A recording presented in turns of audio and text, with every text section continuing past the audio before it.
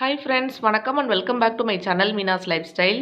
இன்றைக்கி நம்ம சேனலில் ரொம்பவே டேஸ்டியான ரோட்டு கடை பரோட்டா சால்னா எப்படி பண்ணுறதுன்னு தாங்க பார்க்க போகிறோம். பொதுவாகவே நம்ம எந்த சமையல் செய்தாலும் எல்லா பொருளும் ஆட் பண்ணாலும் நம்ம எதிர்பார்க்குற அந்த டேஸ்ட்டு கிடைக்கிறது இல்லை. நீங்கள் எதிர்பார்க்குற அந்த டேஸ்ட்டு கிடைக்கிறதுக்கும் நீங்கள் சமைக்கிறதுக்கும் இடையில ஒரு நூலளவு தாங்க டிஃப்ரெண்ட் இருக்கும். அதாவது ஏதாவது ஒரு இன்க்ரீடியன்ஸ் வந்து நம்ம சேர்க்கறதால தான் அந்த டேஸ்ட்டை வந்து கொண்டு வர முடியும், அந்த மாதிரி இருக்கும். அது மட்டும் என்னென்னு தெரிஞ்சு நம்ம சரி பண்ணிட்டோம் அப்படின்னா நம்மளுமே நம்ம எதிர்பார்க்குற டேஸ்ட்டில் சூப்பராக நம்மளாலேயும் செய்ய முடியும். அந்த மாதிரி தான் இந்த ரோட்டு கடை பரோட்டா சால்னா கூட நம்ம நிறைய டைம் ட்ரை பண்ணியிருந்தா கூட நம்ம எதிர்பார்க்குற அந்த டேஸ்ட் வந்து நிறைய டைம் நம்மளுக்கு கிடைக்கிறது இல்லை.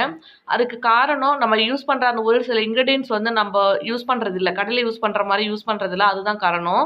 இன்றைக்கி வந்து அது மாதிரி எதுவுமே மிஸ் பண்ணாமல் பர்ஃபெக்டாக எப்படி ஒரு ரோட்டு கடை சால்னா பண்ணுறது அப்படின்றது தான் பார்க்க போகிறோம். ரொம்ப ரொம்ப யூஸ்ஃபுல்லாக இருக்கும். வாங்க வீடியோக்குள்ளார போகலாம். ஃபஸ்ட்டு மசாலா ரெடி பண்ணிக்கலாங்க. ஒரு கைப்பிடி அளவு தேங்காய் எடுத்திருக்கேன். இதில் ஒரு 10 முந்திரி போல் சேர்த்துக்கிறேன். இது கூடவே ஒரே ஒரு ஸ்பூன் அளவுக்கு நான் கசகசா சேர்த்துக்கிறேங்க. கசகசா சேர்த்து அரைக்கும் போது தான் இந்த மசாலா ஒரு சூப்பரான ஃப்ளேவரில் இருக்கும். கடையில் வாங்குற அதே மாதிரியான ஃப்ளேவர் நம்மளுக்கு கிடைக்கும். அடுத்ததாக ஒரு கடாய் வச்சுக்கலாம். கடாயில் தேவையான அளவு எண்ணெய் சேர்த்துக்கோங்க. எண்ணெய் கொஞ்சம் எக்ஸ்ட்ராவே சேர்த்துக்கோங்க.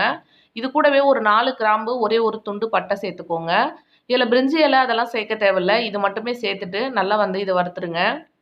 இது ஓரளவுக்கு மணம் வர ஆரம்பிச்சதுக்கு அப்புறமா ஒரு ஸ்பூன் அளவுக்கு நான் சோம்பு எடுத்து வச்சுருக்கேன். அதையும் இதில் சேர்த்துக்கிறேன்.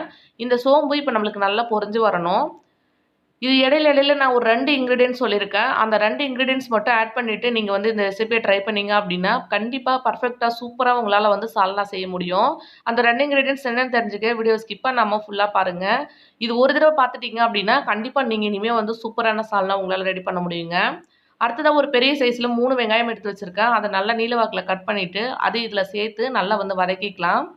வெங்காயம் இது மாதிரி நல்லா பிரிஞ்சு நல்லா வந்து கண்ணாடி போல் வரணும். அது வரைக்கும் வதக்க போகிறோம். இது கூடவே ஒரு கொத்தளவு கருவேப்பிலையும் நான் சேர்த்துக்கிறேன். எண்ணெயிலே கருவேப்பிலை சேர்த்து வதக்கும் போது ஒரு சூப்பரான ஃப்ளேவர் இருக்கும்.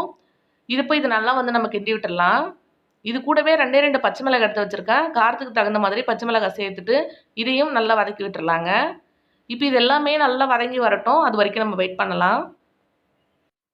இப்போ கொஞ்சம் நேரத்துக்கு அப்புறம் வெங்காயம் எல்லாம் நல்லா சுருண்டு வதங்கி வந்திருக்கு. இந்த ஸ்டேஜில் நம்ம தக்காளி சேர்த்துடலாம். நான் 2 தக்காளி கட் பண்ணி எடுத்து வச்சுருக்கேன். நாட்டு தக்காளி அது வந்து சேர்த்துக்கிறேங்க. வெங்காயத்தை விட தக்காளியோட அளவு வந்து கம்மியாக தான் இருக்கணும். அந்த மாதிரி சேர்த்திங்க அப்படின்னா தான் இந்த பரோட்டா சால்னா மாதிரி இருக்கும். தக்காளி அதிகமாக சேர்த்துட்டிங்க அப்படின்னா அது தக்காளி குருமா மாதிரி ஆகிடும் நம்மளுக்கு. ஸோ அதனால் கம்மியாக சேர்த்துக்கோங்க. இப்போ இது வந்து நல்லா சாஃப்டாக வதங்கி வரணும். தேவைப்பட்டால் கொஞ்சம் உப்பு சேர்த்துட்டு இது வந்து நல்லா சாஃப்டாக வதக்கி எடுத்துக்கலாம். அப்பப்போ இந்த மாதிரி கிண்டி விட்டுட்டு இது வந்து சாஃப்டாகிற வரைக்கும் வெயிட் பண்ணலாம். அடுப்பு தேவைப்பட்டால் லோ ஃப்ளேமில் வச்சுட்டு இது வந்து நல்லா வதக்கி எடுத்துக்கோங்க. ஒவ்வொரு பொருளுக்கும் டைம் எடுத்து நல்லா வதக்கி எடுத்துக்கோங்க. அது ரொம்பவே முக்கியம். இப்போது தக்காளி நல்லா சாஃப்டாக வெந்து வந்துருச்சு. இப்போது புதினாவும் கொத்தமல்லியும் சேர்த்து ஒரு கைப்பிடி அளவு எடுத்து வச்சுருக்கேன். அதை இதில் சேர்த்துக்கிறேங்க. இந்த மாதிரி புதினா சேர்த்து செய்யும் போது தான் ஒரு சூப்பரான ஃப்ளேவர் கிடைக்கும். இந்த புதினா அப்படி ஒரு ஃப்ளேவர் கொடுக்கும் நம்மளுக்கு. கண்டிப்பாக இதை சேர்த்துக்கோங்க. இப்போ இதையும் சேர்த்து நல்லா மிக்ஸ் பண்ணி விட்டுறலாம். பாருங்கள், இது எல்லாமே நல்லா வந்து மிக்ஸ் பண்ணி விட்டதுக்கு அப்புறமா கொஞ்சமாக மிளகாத்தூள் சேர்த்துக்கலாம். நம்ம ஆல்ரெடி 2 பச்சை மிளகாய் சேர்த்துருக்கோம். அதுக்கு தகுந்த மாதிரி கொஞ்சமாக மிளகாத்தூள் சேர்த்துக்கோங்க. அடுத்ததாக ஒரு 1/2 ஸ்பூன் அளவுக்கு மஞ்சத்தூள் சேர்த்துக்கோங்க. இது 2 சேர்த்ததுக்கு அப்புறமா இது நல்லா மிக்ஸ் பண்ணி விட்டுட்டு இந்த மிளகாத்தூளோட பச்சை வாடை போகிற அளவுக்கு நல்லா மிக்ஸ் பண்ணி விட்டுக்கலாம். இது ஒரு 2 நிமிஷம் ஆனதுக்கப்புறமா நம்ம தேவையான அளவு தண்ணி சேர்த்துக்க போகிறோம். இப்போ இதை நான் சேர்த்து நல்லா மிக்ஸ் பண்ணி விட்டுறேன். இந்த ஸ்டேஜில் அடுப்பை வந்து லோ ஃப்ளேமில் வச்சுக்கோங்க. நம்ம எந்த பொருளுமே கரிஞ்சு போகாமல் அதே மாதிரி சேர்க்குற பொருள் எல்லாம் தனித்தனியாக டைம் எடுத்து நல்லா வதக்கி எடுத்தோம் அப்படின்னாலே நீங்கள் எந்த ரெசிபி செஞ்சாலும் அதோட டேஸ்ட் வந்து உங்களுக்கு கண்டிப்பாக சூப்பராக கிடைக்குங்க. அடுத்ததாக ஒரே ஒரு டம்ளர் அளவுக்கு நான் தண்ணி சேர்த்துக்கிறேன். தண்ணி சேர்த்துட்டு இது ஒன்றா மிக்ஸ் பண்ணி விட்டுட்டு இது ஒரு கொதி வரட்டும். அது வரைக்கும் வெயிட் பண்ணலாம். இது எல்லாமே நம்மளுக்கு சாஃப்டாக சூப்பராக வெந்து வந்துடும் அதுக்குள்ளே. இப்போ வந்து நம்ம அந்த சீக்ரெட் இன்க்ரீடியன்ஸ் என்ன அப்படின்றத பார்த்துடலாம். அந்த சீக்ரெட் இன்க்ரீடியன்ஸ் சிக்கன் மசாலா தாங்க. இந்த சிக்கன் மசாலா ஒரே ஒரு டீஸ்பூன் அளவு சேர்த்துட்டிங்க அப்படின்னா பர்ஃபெக்டாக அப்படியே வந்து உங்களுக்கு அந்த டேஸ்ட் கிடைக்கும். இந்த மாதிரி சிக்கன் மசாலா சேர்க்கும்போது தான் பார்த்தீங்கன்னா இது ஒரு சூப்பரான ஃப்ளேவர் கொடுக்கும். இந்த ஃப்ளேவர் தான் வந்து பார்த்தீங்கன்னா நம்ம கடைகளில் வாங்குற அதே சால்னா மாதிரி நம்மளுக்கு தோணும். சூப்பரான ஒரு ஃப்ளேவரில் இருக்குங்க. கண்டிப்பாக ஆட் பண்ணிக்கோங்க. இதையும் சேர்த்ததுக்கு அப்புறமா இது கூட வந்து ஒரே ஒரு ஸ்பூன் அளவுக்கு மல்லித்தூள் சேர்த்துக்கிறேன். இது 2ம் சேர்த்துட்டு நல்லா மிக்ஸ் பண்ணி விட்டுட்டு ஒரு 5 நிமிஷம் நல்லா வந்து வேகட்டும். அது வரைக்கும் வந்து நல்லா கொதிக்க வச்சுக்கலாம். இப்போது இன்னும் ஒரு சீக்ரெட் இன்க்ரீடியன்ஸ் இருக்குது. அதை வந்து இப்போ நம்ம ரெடி பண்ண போகிறோம். அது என்ன அப்படின்றதையும் பார்த்துடலாங்க. இது கூடவே தேவையான அளவு உப்பு முதல்ல சேர்த்துக்கோங்க. நான் கொஞ்சம் தான் உப்பு சேர்த்துருக்கேன் தக்காளி கூட. இப்போ தேவையான அளவு உப்பு சேர்த்துட்டு கிண்டி விட்டுறேன். இப்போ அந்த இன்னொரு சீக்ரெட் இன்கிரீடியன்ட்ஸ் என்ன அப்படின்றத பார்த்துடலாம். அது வந்து கடலை மாவு தாங்க. கடலை மாவு ஒரு 1 1/2 டீஸ்பூன் அளவு நான் எடுத்திருக்கேன். இதில கொஞ்சமா தண்ணி சேர்த்து இந்த மாரி நல்லா மிக்ஸ் பண்ணிட்டு, அதையும் இது கூட சேர்த்துக்க போறோம். இந்த கடலை மாவும், சிக்கன் மசாலாவும் தான் பார்த்தீங்கன்னா, இதுக்கு ஒரு சூப்பரான ஃப்ளேவர் குடுக்கும். கண்டிப்பா ஸ்கிப் பண்ணாம இது 2யும் சேர்த்துக்கோங்க. இந்த மாரி மிக்ஸ் பண்ணதுக்கு அப்புறமா, நம்ம மிக்ஸ் பண்ணி வச்சிருக்க தண்ணி இதில சேர்த்துட்டு நல்லா கலந்து விட்டுறலாம்.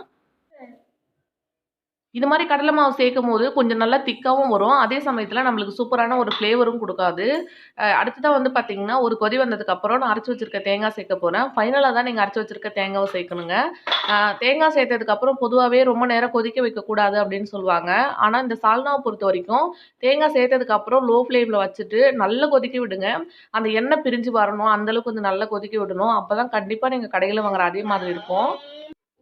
இப்போ அடுப்ப வந்து லோ ஃப்ளேம்ல வச்சுட்டு, இது வந்து நல்லா நான் கொதிக்க வைக்க போறேன். இது ஒரு 20 நிமிஷம் நல்லா கொதிச்சதுக்கு அப்புறம் நான் உங்களுக்கு காமிக்கிறேன்.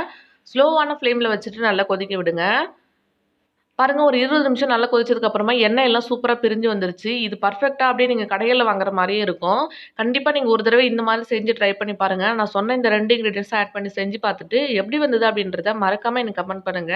இந்த வீடியோ உங்களுக்கு பிடிச்சிருந்தது அப்படின்னா நம்ம சேனல சப்ஸ்கிரைப் பண்ணிக்கோங்க. Thank you. தேங்க்ஸ் ஃபார் வாட்சிங்.